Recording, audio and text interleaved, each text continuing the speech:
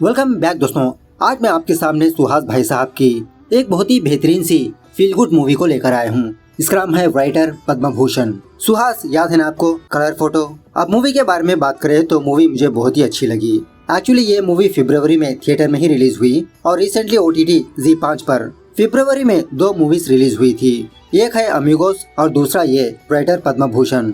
लेकिन इस मूवी के सामने वो मूवी टिक नहीं पाई। सो इस मूवी ने दोबारा ये प्रूव कर दिया कि मूवी हिट होने के लिए बजट नहीं बल्कि कंटेंट की जरूरत है। मूवी देखते समय तो मैं उस एटमॉस्फेयर में खो ही गया।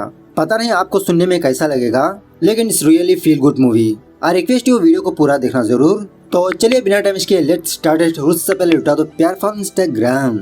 मूवी की शुरुआत होती है 1981 एक स्कूल से और एक्चुअली इस बोर्ड के ऊपर एक लाइन लिखी होती है जिसका मतलब है मेहनत करने पर ही सफलता मिलती है और यही इस मूवी का थीम भी है। डायरेक्टर ने इनडायरेक्टली ये चीज ऑडियंस को बता दी। खैर फिलहाल ये टीचर अपने स्टूडेंट्स को यही पूछने लगती है कि आप सब लोग बड़े होने के बाद क्या बनना चाहते हो। तो एक एक स्टूडेंट एक एक जवाब देने लगता है कि मैं पुलिस बनूंगा, इंजीनियर बनूंगा, डॉक्टर बनूंगा। और इसी तरह इस टीचर ने कल अपने स्टूडेंट्स को एक एसे राइटिंग लिखने के लिए कहा और एसे राइटिंग में इस बार गर्ल्स ने जीत लिया। यह सुनने के बाद बेचारे बॉयज बहुत मायूस हो जाते हैं। इस सीन को थोड़ा याद रखिएगा।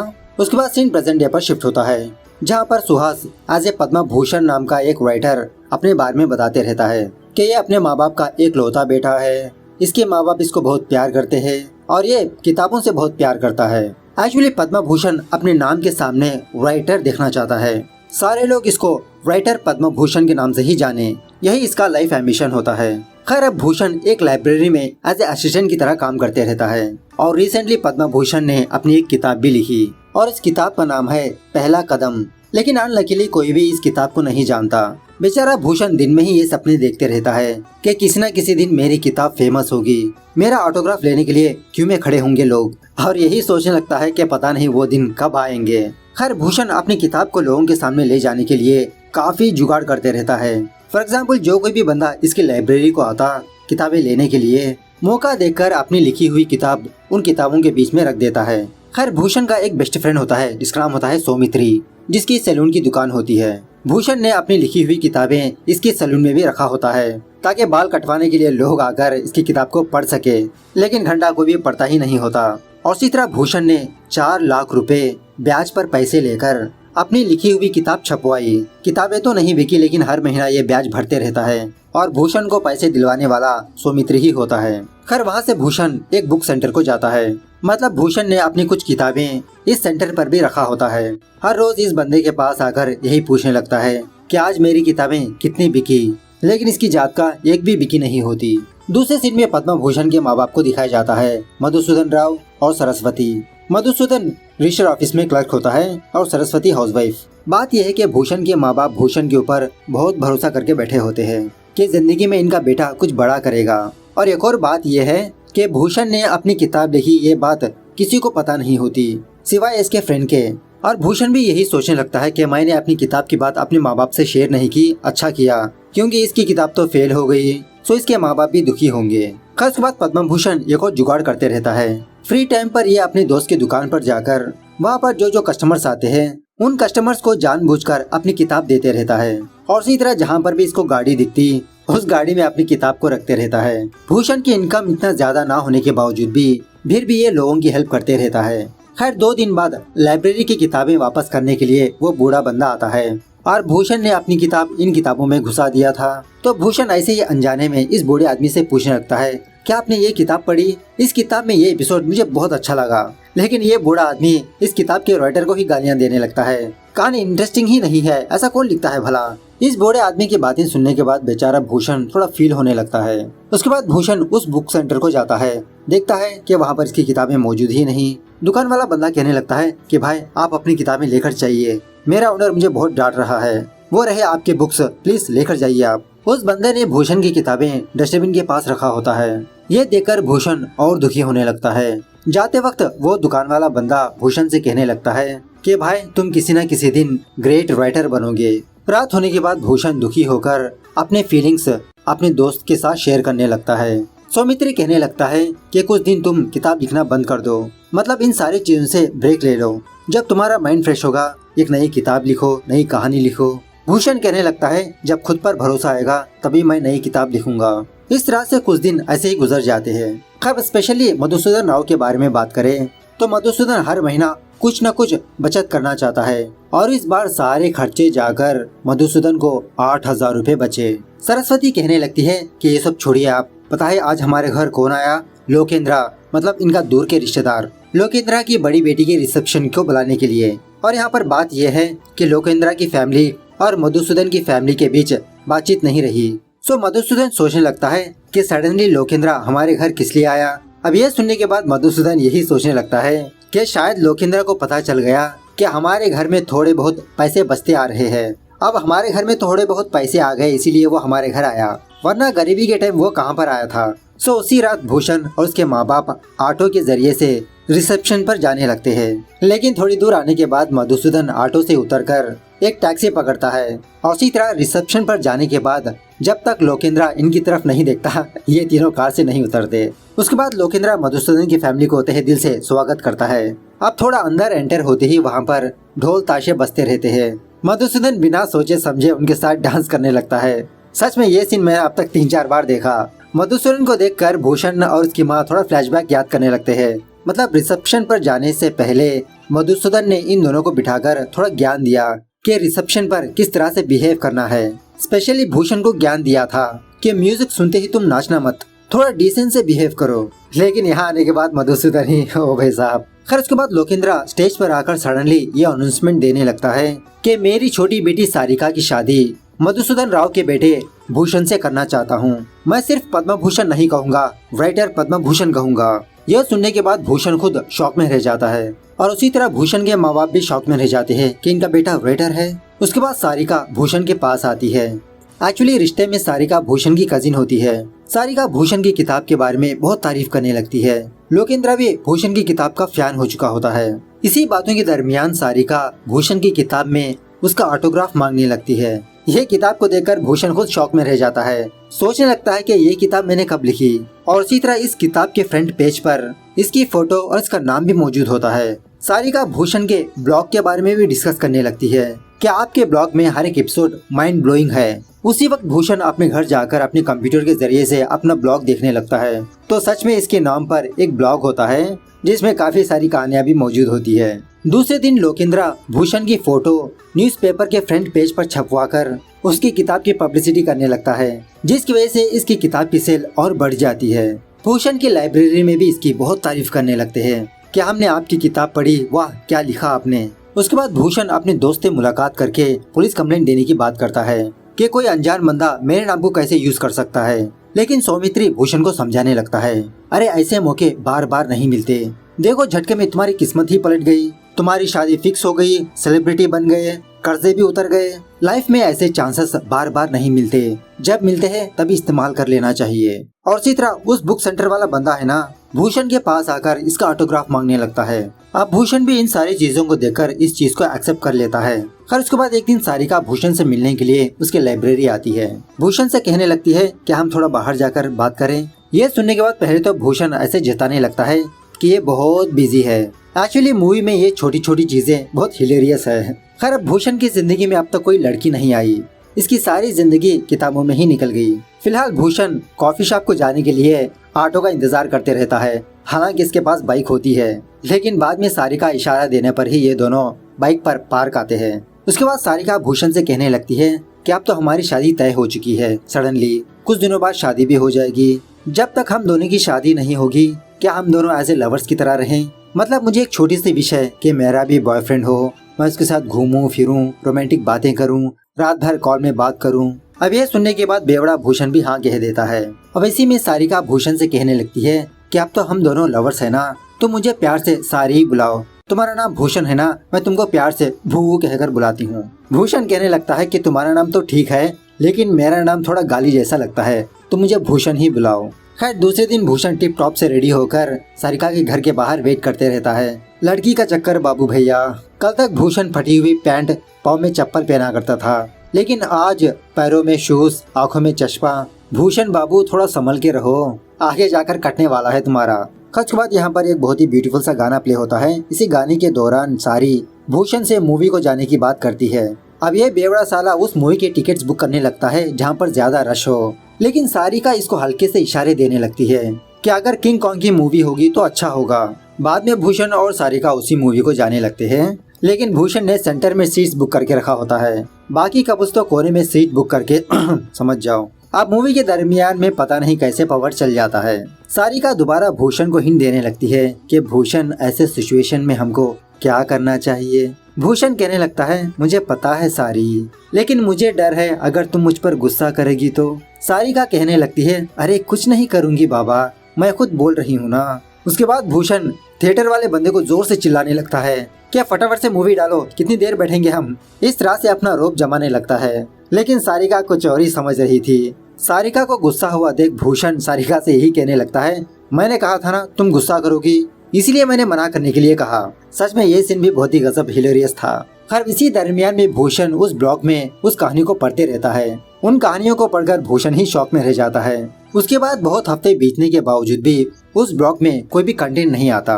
सोचने लगता है कि उस बंदे ने अचानक से लिखना बंद क्यों कर दिया, क्या वजह हो सकती है, आखिरकार कौन है ये बंदा। एक दिन भूषण अपने फ्रेंड से मुलाकात करके कल का इंसिडेंट बताने लगता है। सारिका के फादर को यह बात पता चल गई कि वो किताब और वो ब्लॉग भूषण नहीं लिख रहा, जिसकी वजह से लोकेंद्रा भूषण के घर आकर भूषण की फैमिली को अनाप शनाप बकने लगा कि भूषण एक धोखेबाज है, दूसरे की कहानी अपनी बताकर जता रहा है। सच जानने के बाद सारिका इस रिश्ते को कैंसिल कर देती है। इस तरह से भूषण अपने फ्रेंड से कहते हुए ये भी कहने लगता है कि अच्छा हुआ ये सब कुछ एक ख्वाब था, अगर वो सपना सच होता तो मेरी हालत क्या होती। उसके बाद भूषण और सौमित्री ये ठान लेते हैं कि किसी भी तरह से उस राइटर को पकड़ना होगा। अचानक से वो बंदा लिखना क्यों बंद कर दिया। सो ये दोनों डिटेक्टिव के लिए जो जो सामान जरूरत होती है वो सारी चीजें खरीद लाते हैं, जैसे एक बड़ा सा बोर्ड, मार्कर, छोटे छोटे पिन्स और भी काफी सारी चीजें। ये सब कुछ खरीदने के बाद भूषण को समझ में नहीं आता कि आगे क्या करे। उसके बाद उसी रात भूषण सारिका से मुलाकात करके बहुत ही हिम्मत जुटाकर सच बता ही देता है कि वो किताब वो ब्लॉग इसने नहीं लिखा। हालांकि ये राइटर है लेकिन वो किताब इसने नहीं लिखा। सच सुनने के बाद सारिका भूषण से बहुत नफरत करने लगती है।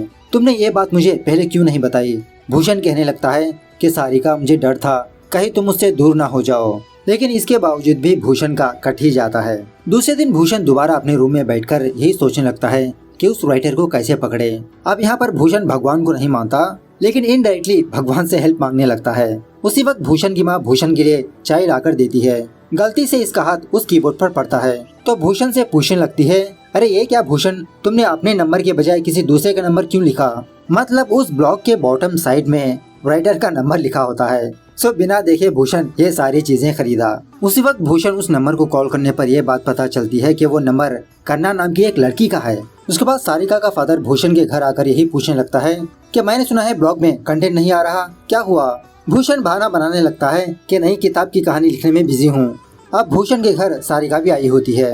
भूषण सारिका से यही कहने लगता है कि आज रात मैं काकीनाडा जा रहा हूँ उस राइटर के बारे में पता करने के लिए। इस तरह से भूषण बस के जरिए से काकीनाडा जाने लगता है, लेकिन शॉकिंग बात यह है कि उसी बस में सारिका भी मौजूद होती है। सुबह होने के बाद ये दोनों फाइनली उस नंबर के एड्रेस पर पहुंच जाते हैं। सो दिखने में ऐसा लगता है कि शायद यहाँ पर किसी की शादी हो रही है। उस शादी में किसी भी तरह से ये दोनों कन्ना को पकड़ ही लेते हैं। भूषण पूछने लगता है कि तुमने मेरे नाम पर किताब क्यों लिखा और ब्लॉग भी क्रिएट किया, लेकिन दोबारा स्टॉप क्यों कर दिया।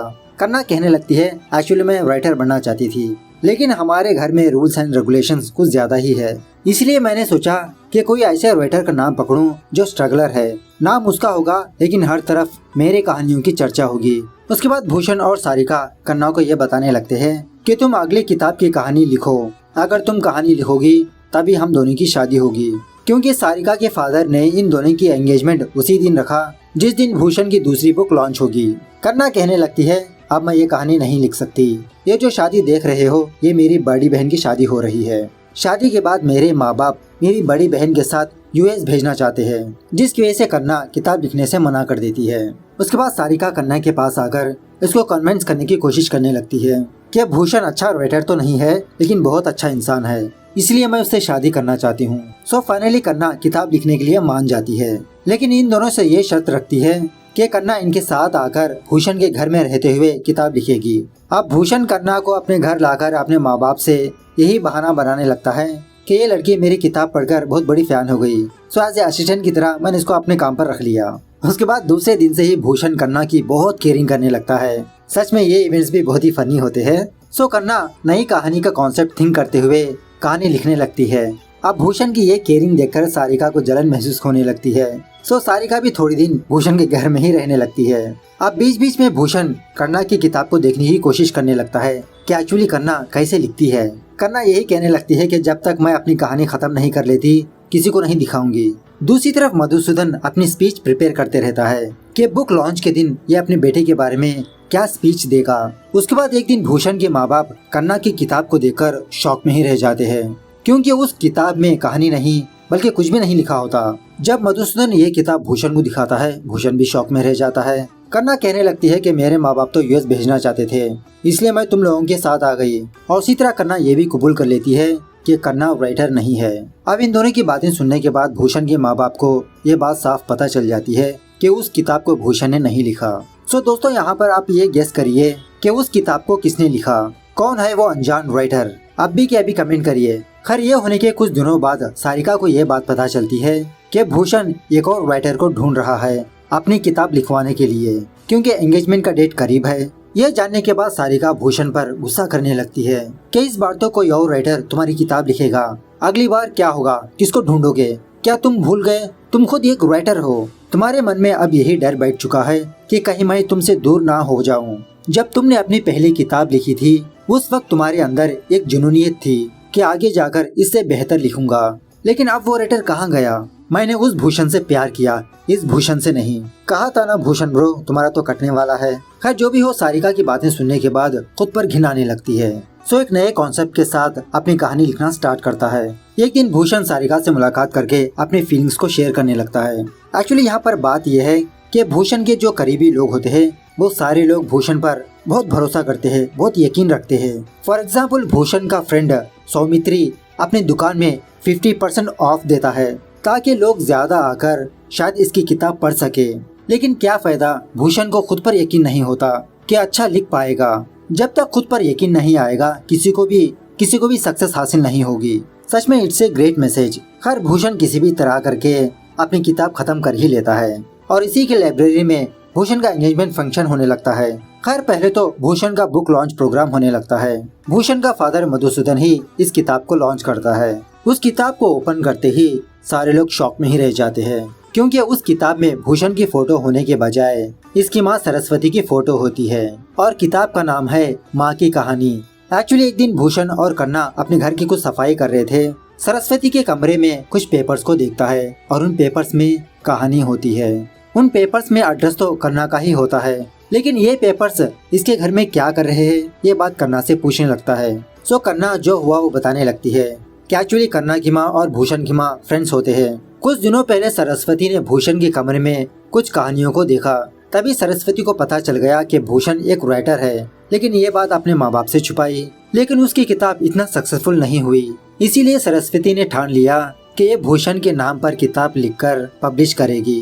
अब वहीं पर कन्ना भी होने की वजह से सरस्वती से कहने लगती है कि हम लोग ब्लॉग भी क्रिएट करेंगे। अब वो किताब काकीनाडा में पब्लिश होने की वजह से वहाँ का एड्रेस था। इस तरह से सरस्वती कहानी लिखना स्टार्ट किया और सच में यहाँ पर कुछ सीन्स बहुत ही अच्छी तरीके से दिखाया गया है। मतलब एक हाउसवाइफ कहानी लिखते हुए किस तरह से अपने पति, अपने बेटे, अपने घर का ख्याल रखती है, दैट इज माइंड ब्लोइंग। सो इसीलिए भूषण ने अपने खुद ही से एक किताब लिखकर इस किताब में अपनी माँ की फोटो छपवाई। भूषण अपने माँ के पास आकर सॉरी कहने लगता है कि माँ, हमने तुमसे कभी ये नहीं पूछा कि तुम क्या बनना चाहती हो, तुम्हारा एम क्या है। क्या तुमको पहले किसी ने भी ये बात नहीं पूछी तुम्हारा एम क्या है, तुम क्या बनना चाहती थी। सरस्वती कहने लगती है, हाँ 4th क्लास में मेरी मिस ने एक बार पूछा था, मैंने उस वक्त कहा था कि मैं राइटर बनूंगी, लेकिन मुझे क्या पता था कि बीच में शादी नाम की एक चीज है, शादी से ही लड़की के सपने खत्म हो जाते हैं। उसके बाद भूषण का फादर सरस्वती के लिए स्पीच बोलने लगता है।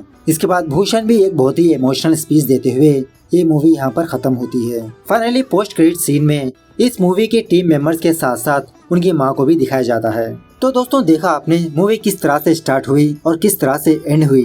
मतलब मेरे पास लफ्ज ही नहीं है, ग्रेट मैसेज। सो मूवी कैसे लगी कमेंट करके बताना जरूर। मिलते हैं अगली वीडियो में, तब तक take care, bye bye, see you soon.